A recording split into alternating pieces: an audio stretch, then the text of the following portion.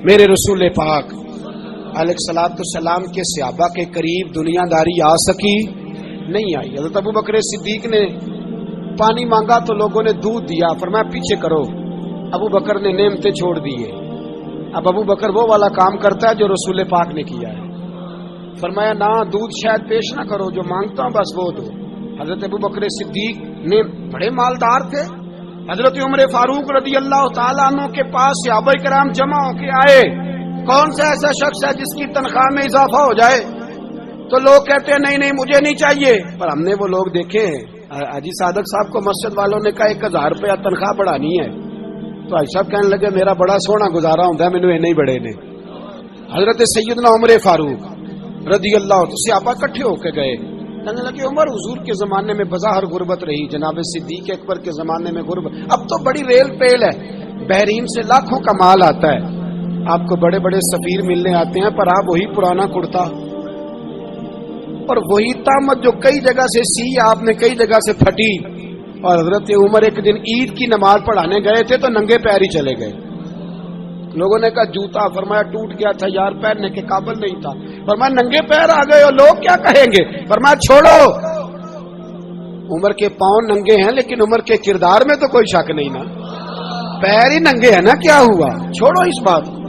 کوئی پیار نہیں دنیا داری سے، دولت سے کوئی چکر ہی نہیں. حضرت سیدنا عمر فاروق رضی اللہ تعالیٰ عنہ کو صحابہ نے اکٹھے ہو کے کہا، یہ ہے امت کے بیدار ہونے کے طریقے جو عرض کر رہا ہوں. کہا جناب آپ اب بڑا مال غنیمت ہے اور جس طرح ہر صحابی کا حصہ ہے آپ کا بھی حصہ ہے، تو ایک نیا کرتا ہی ڈال لیں آپ خرید کے. اب جب مشورہ ہو گیا صحابہ میں تو کہنے لگے عمر سے بات کون کرے گا؟ نیا کرتا پہننے کی عمر سے بات کس کو برا لگتا ہے جی؟ نیا کرتا کون بات کرے گا؟ حضرت سیدنا علی المرتضیٰ کا انتخاب ہوا. کہنے لگے مولا علی کی بڑی عزت کرتے ہیں، ان سے بڑا پیار کرتے ہیں، ان سے بات کرتے ہیں. تو حضرت علی کو بلایا گیا، عرض کی حضور مہربانی فرمائیں. حضرت عمر سے کہے نئے کرتے کے لیے، آپ فرمانے لگے عمر میری بڑی قدر کرتا ہے، بڑی بات سنتا ہے، پر یہ والا کام نہیں میں عمر سے کہہ سکتا، یہ کسی اور سے کہو. تو کہنے لگے آپ رہنمائی کر دیں کس کو کہیں؟ تو جناب علی المرتضیٰ فرمانے لگے اگر حضرت عائشہ صدیقہ سے کہو گے تو عمر فوراً مان جائے گا، وہ مومنوں کی ماں ہیں. صحابہ حضرت عائشہ کے پاس، اماں جی عمر کو بلائیں، ان کو کہیں بڑے بڑے سفیر آئے ہوتے ہیں وہی پرانے کپڑے پہن کے بیٹھ جاتے ہیں. اللہ اکبر. حضرت عائشہ نے پیغام بھیجا، فرمایا عمر کو بلاؤ. عمر فاروق دوڑے ہوئے آئے، پردے کے پیچھے حضرت عائشہ کے پاس گھٹنوں کے بل، اماں جی دیر تو نہیں کر آیا میں آنے میں؟ حکم ہو، حضور کے گھر سے پیغام آیا، بڑے بڑے سفیروں کو چھوڑ کے بھاگے. حضرت عائشہ صدیقہ کہنے لگی عمر دیکھو جائز پیسے ہوں تو اسلام اچھے لباس سے منع نہیں کرتا، اب بڑا بڑا مال آیا ہے، اب تیرا بھی حصہ ہے، تو صحابہ کرام کی خواہش ہے کہ نیا کرتا پہن لو، بڑے بڑے سفیر آتے ہیں، حرج بھی کوئی نہیں، جائز بھی ہے، کو منع نہیں. حضرت عمر نے گردن جھکا، جی اماں جی، جی اماں جی، جی اماں جی. حضرت عائشہ کہتی ہیں بات ختم ہوئی، عمر نے گردن اٹھائی تو عمر کی داڑھی آنسوؤں سے بھری ہوئی. کہتی ہے مجھے کہنے لگے اماں جی میں تو صرف مسجد میں دیکھا کرتا تھا، آپ تو مصطفیٰ کو دن رات دیکھتی تھی، جس طرح کے کرتے آمنہ کے لال نے پہنے ہیں مجھے بھی پہنا دو، میں تیار ہوں، میں پہن لوں گا، میں تیار ہوں، پر جس طرح کے میرے نبی نے پہنے. حضرت عائشہ کہتی ہے میں پھوٹ کے روئی، میرا پلو آنسوؤں سے بھر گیا. فرماتی ہیں میں عمر کی بات سنتی گئی تو میرا پلو آنسوؤں سے، میں نے کہا عمر تو جا، تو ٹھیک ہے. فرماتی ہے عمر فاروق سلام کر کے اٹھے، امیر المومنین چلے گئے. اس کونے میں صحابہ چھپے ہوئے تھے، وہ آئے، کہا اماں جی کیا بات ہوئی؟ تو میں پھر رو پڑی.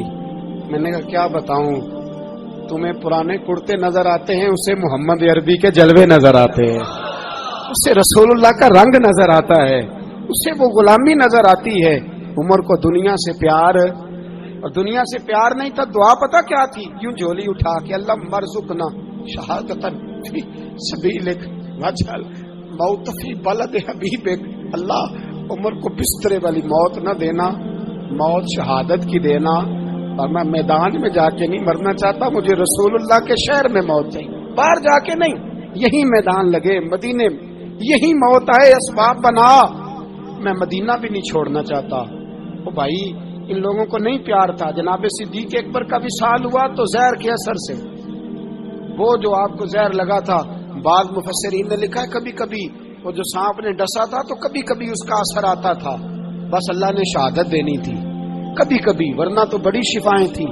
حضرت عمر شہید، حضرت عثمان، جناب علی، امام حسن، امام حسین، علی اکبر، علی اصغر، حضرت عباس، حضرت سعد بن معاذ، حضرت امیر حمزہ، مصعب بن عمیر، میرے محبوب نے تو لسٹ بنائی شہیدوں کی، لسٹ بنائی شہیدوں کی، شہادت سے پیار کیا رسول اللہ صلی اللہ علیہ وسلم کے غلاموں نے، پیار کیا شہادت سے، اسی لیے تو کافر اٹھ نہیں سکا کہ شہادت سے حضرت سعد بن معاذ رضی اللہ تعالیٰ عنہ کو زخم لگ گیا، جنگ سے زندہ آ گئے لیکن زخم میں رو کے کہنے لگے محبوبہ سارے شہید ہو گئے، میں ایسے ہی رہ گیا۔ حضور نے فرمایا نہیں، رب تجھے بھی شہادت کی موت ہی عطا فرمائے گا، اسی زخم میں پردہ ہو گیا۔